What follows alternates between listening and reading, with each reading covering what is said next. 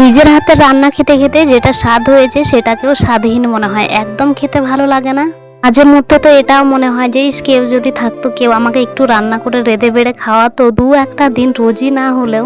এমন একটু আরাম পেতাম, তেমনি খেতেও ভালো লাগতো এবং মন মাইন্ড সব কিছু ভালো থাকতো। রোজই তো একই কাজ, ঘুম থেকে উঠো, বাসি কাজ করো, রান্না বান্না করো, খাওয়াও দাওয়াও, বরকে কাজে পাঠাও, আবার সেই যেই কাজ, সেই একই রুটিন প্রত্যেকটা দিনের। হ্যালো আমার মিষ্টি বন্ধুরা, কেমন আছো তোমরা সবাই? গুড মর্নিং বলবো না, কারণ এটা রাত্রের ভিডিও। কেমন আছো সেটা জানিও। আর বিজে মল্লিকা ব্লগে তোমাদেরকে অনেক অনেক স্বাগত জানাই। আমি মল্লিকা চলে এসেছি তোমাদের কাছে নতুন একটি ভিডিও নিয়ে।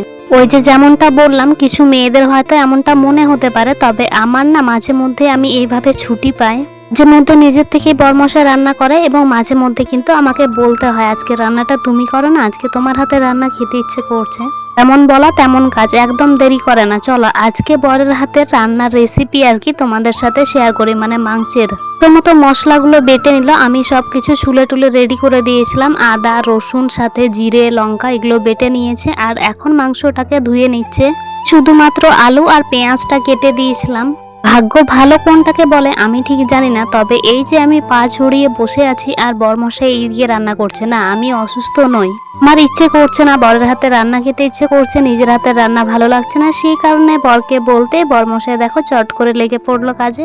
এটা নিয়ে আমাকে দু একটা কথাও শুনতে হবে না বা কোনো কিছুই না, তাহলে এর থেকে ভালো আর কি বা হতে পারে? আর কোনটাকে ভাগ্য ভালো বলা হয় তোমরা কমেন্টের মাধ্যমে জানাও তো।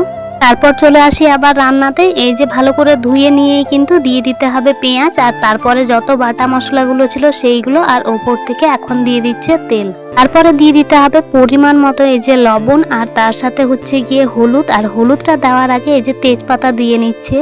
আগে প্রায়শই ভিডিওতে কিন্তু সুন্দর সুন্দর কমেন্ট পেতাম, এখন মাঝে মধ্যে পায় না। কি গো, তোমরা কেউ কমেন্ট করে জানাবে না যে আমার ভিডিওগুলো তোমাদের কেমন লাগছে? তোমরা যে কমেন্টগুলো পড়ো সেটা দেখে যে আমার কতটা ভালো লাগে ভিডিও বানাতে, বিশেষ করে কি বলবো, আমি অনেকটা মোটিভেশন পাই। প্লিজ তোমরা কমেন্টের মাধ্যমে জানিও আমার ভিডিওগুলো কেমন হচ্ছে বা তোমাদের কেমন লাগছে। আবার আসি রান্নাতে। এই যে দেখো মিক্স করতে হবে ঠিক এইরকমটা কালার যাতে আসে। এখন কিন্তু দিয়ে নিতে হবে জল, আর বরমশাই যেহেতু হাত দিয়ে মেখেছে তাই এটাতেই কিন্তু ধুয়ে নিয়ে একেবারে এখন গ্যাসটা জ্বালিয়ে নিয়ে কড়াটা বসিয়ে দেবে। আরেকটা কথা, এটা কিন্তু অনেকদিন আগেকারই ভিডিও, যেটা তোমাদের শর্টসে আগে আমি শেয়ার করেছি, ওখান থেকেও তোমরা দেখে নিতে পারো। এখন চলো ওইদিকে চাকাগুলোকে গুছিয়ে নিলাম, মানে মশলাপাতি রাখার যে কৌটো কাউটাগুলো ছিল সেগুলো গুছিয়ে নিয়ে এখন ঢাকা চাপা দিয়ে নিয়েছে।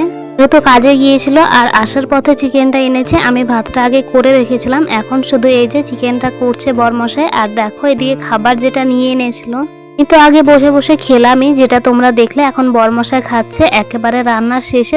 এইরকম একটা সুন্দর লুক এসেছে, এই যে দেখতেই পাচ্ছ রান্নাটা ঠিক কতখানি দেখতে সুন্দর লাগছে। আর এখন বরমশাই নিজেই আমাকে বেড়ে দিচ্ছে।